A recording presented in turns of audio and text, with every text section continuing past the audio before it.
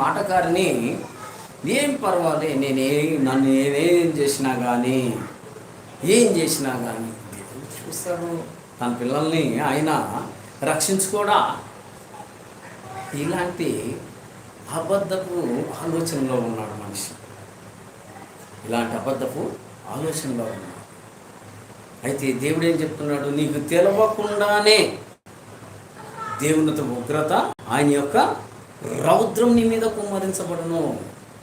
నువ్వు ఆలోచించకుండానే నీ మీద రౌద్రం వస్తుంది ఆయనది. నువ్వు ఎక్కడైతే ఇక్కడ స్కిప్ చేస్తున్నావో, దేవుని యొక్క ఉద్దేశాన్ని నువ్వు పక్కకు తీసేస్తున్నావో, అలాగే నీకు తెలవకుండానే ఆయన ఉగ్రత నీ మీదకి వచ్చేస్తుంది. దేవుడే వీళ్ళు చెప్పడు, నీ మీద ఇప్పుడు ఉగ్రత పడుతుంది, ఇప్పుడే నిన్ను అనేక వాటిలో నిన్ను పడగొడుతున్నా అని ఏం చెప్పడు. ఆయన ఉగ్రత నీకు తెలవకుండానే నీ ఇంటి మీదకి వస్తుంది. నీకు తెలవకుండానే ఆ భీతి అనేది నీ మీదకి వచ్చేస్తుంది. ఆయన ఉగ్రతలో నువ్వు పడిపోతావు.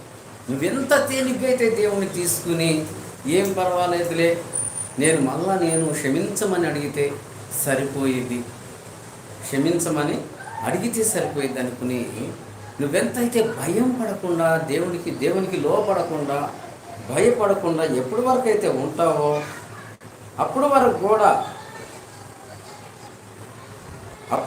కూడా దేవుడు సమస్తములోనూ నిన్ను నడిపిస్తాడు. సమస్తములోనూ నిన్ను నడిపించి నిలబెడతాడు.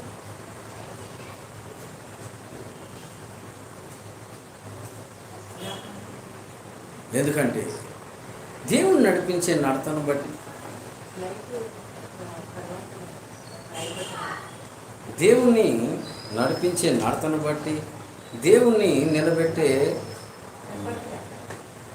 నడతను, దేవుని యొక్క ఉద్దేశమును చూడక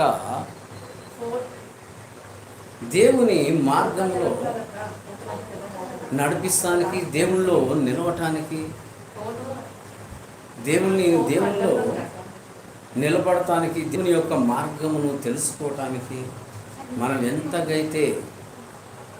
ఎంతగైతే మనము నడుస్తున్నామో అంతగా దేవుని యొక్క మార్గము కూడా తెలుసుకోవటానికి మనం ముందుకెళ్ళాలి. ఈ సత్యమును బట్టి మనం ఎంతగానో దీవించి ఆశీర్వదింపబడతాం. ఏం పర్వాలేదులే, మనం ఎంత తప్పు చేసినా కానీ దేవుడు తనకు తానుగా చూసుకుంటాడులే, ఏం పర్వాలేదులే అనుకునే మనం దాంట్లో కనుక ఉన్నామనుకో, దేవుని యొక్క ఉద్దేశము, దేవుని యొక్క వేరుగా కనిపిస్తుంది. మన మీద దేవుని యొక్క ఉద్దేశము వేరుగా ఉంటుంది. ఆ సత్యమును, దేవుని యొక్క సత్యమును మనం తెలుసుకోలేకపోతాం.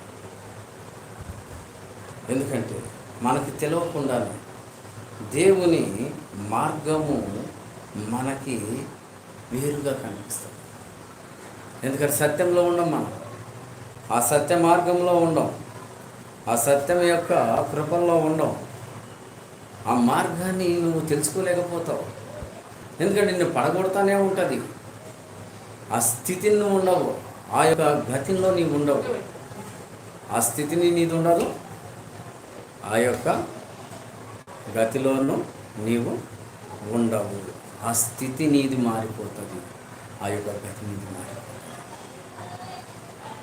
ఆ స్థితి, ఆ గతి రెండు కూడా మారిపోతూ ఉంటాయి. ఎందుకంటే దేవుని మార్గాన్ని నీవు తెలుసుకోలేకపోతావు, దేవుని యొక్క సమాధానం నీవు తెలుసుకోలేకపోతావు, దేవుని యొక్క ఆధీనంలో నువ్వు ఉండలేకపోతావు. దేవుని ఆధీనము నీ మీద ఉండదు.